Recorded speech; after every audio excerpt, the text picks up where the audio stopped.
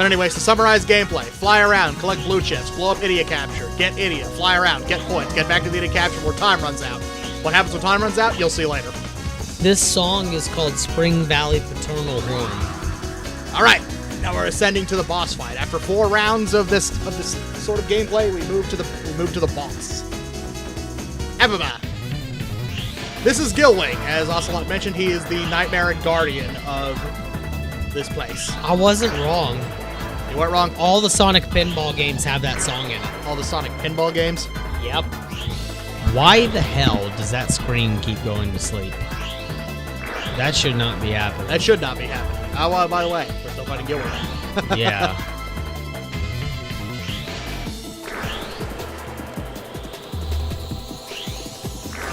Supposedly there's an achievement that you can insta-kill Gilwing by pulling a paraloop on its entire tail in one go, but it's very difficult to do. Yeah. So I just turned off screen sleeping. Alright. Shouldn't have any more fuck-ups. And Knight's is gonna do a little dance after he wins. Ah, look at him go. That's amazing.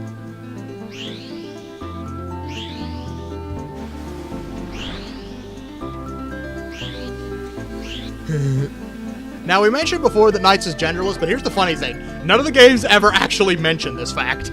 Yeah. Like, even in the script for the second game, Knights is referred to as he, so draw your own conclusions, I guess. There was a young fellow from Perth. He was born on the day of his birth. He was married, they say, on his wife's wedding day, and he died his last day on Earth. What the fuck? It's... All right, now we're going to move on to Elliot's first stage, Splash Garden. It is the most... oh, wow. Okay, never mind. For a second, I thought one of these didn't have a thing. Splash Garden, called the Affection at the beginning of the game, is the first dream of Elliot Edwards when he encounters Knights. This world is a cheerful park full of water. It was created as a reflection of the deep affection in Elliot's consciousness. In the seaside park, there are strange bubbles floating in the air which soak up the warmth from the sunshine with a cold splash and make it for a nice stroll. It also has a submarine cave with an immense stream of water, but is not a problem for Knight's transforming capabilities. The boss of this dream is Puffy. Splash Garden appears as the second pinball in Sonic Pinball Party. Oh yeah, I forgot about Sonic Pinball Party on the Game Boy Advance. There's not only Sonic stuff, but there's also pinball tables for Knights and Samba de Amigo. For unknown reasons in Sonic Pinball Party, Splash Garden and Frozen Bell have their themes switched. Game Boy Advance was pretty bad about that, honestly. Games that like use music from other games, they tend to get switched a lot. Like, for example, there's Crash Bandicoot, The Huge Adventure. Yeah. None of the bosses except for Cortex have their proper boss music. They got swapped around. That's weird.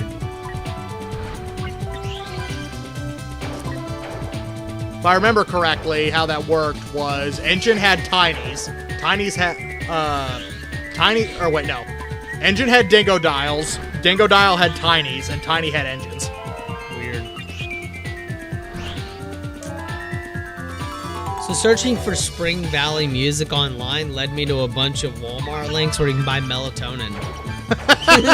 Well, the game is about dreams, so I figured a sleep aid wouldn't be that far off. It's like, what the fuck is wrong here? I mean, it's kind of related. Seen here, I'm about to done fuck up. But I didn't. I'm good. Yeah, throughout this playthrough, I get enthralled with the game a lot. Yeah. And I forget to pay attention to the timer. That's going to come back to bite me next level.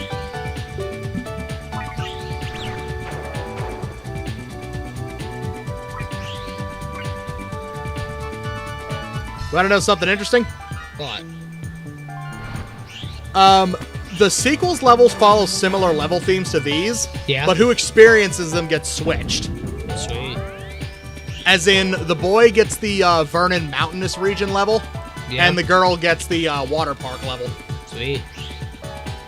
It's an interesting change, and I'm not sure why they made it, probably for the sake of variety. I would say for the sake of visual variety, but at the same time, it's the same shit. It's just the different gendered kid who gets to experience it. Interesting.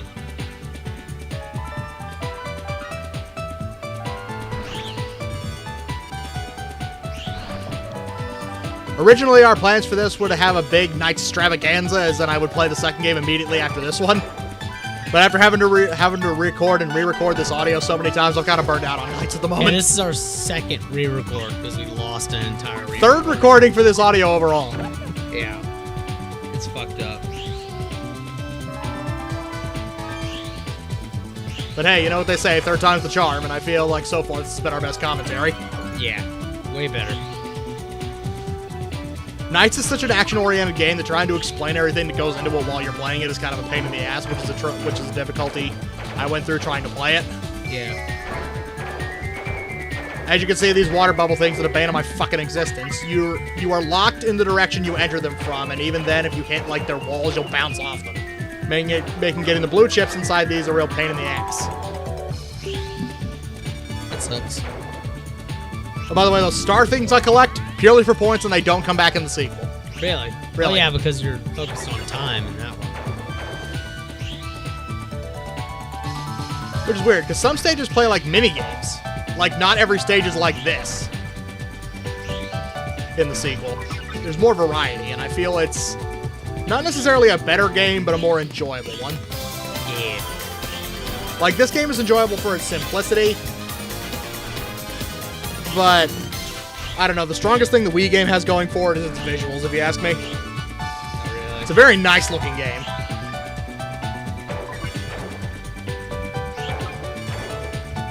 Although it definitely shows, at this point in time, it definitely shows being an early Wii game. Not really.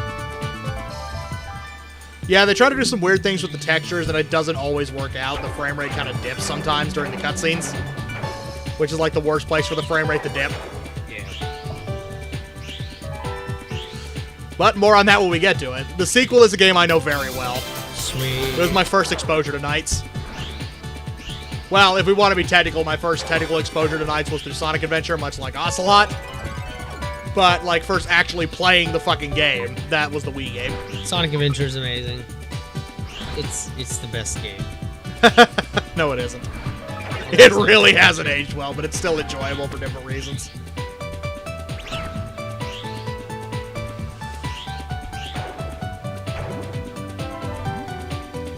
Like, if you're one of those people that calls Sonic Adventure unenjoyable for its gameplay, well, you must be quite familiar with Pot Calling Kettle Black, but... Yeah. But... I love... No, I find Sonic Adventure way more enjoyable for things besides its gameplay. Like what? It's voice acting? Its presentation. Especially the GameCube and HD versions. Oh my, it looks amazing. To watch these stilted ass animations running in 720p.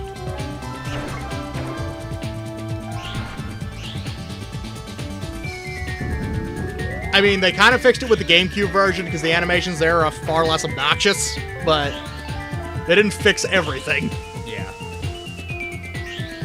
Like how they neglected to give Gamma and Big new models.